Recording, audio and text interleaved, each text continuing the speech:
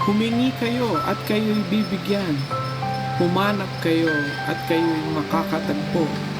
Kumatok kayo at kayo'y pagbubuksan, sapagkat ang bawat humihingi ay tatanggap, ang bawat humahanap ay makakatagpo, at ang bawat kumakatok ay pagbubuksan.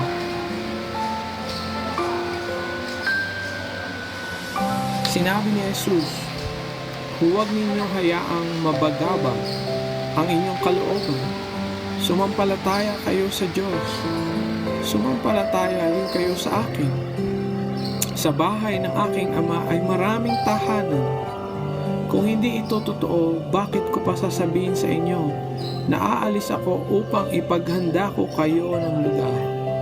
At kung aalis ako at ipaghahanda ko kayo ng lugar para sa inyo, babalik ako at isasama ko kayo sa akin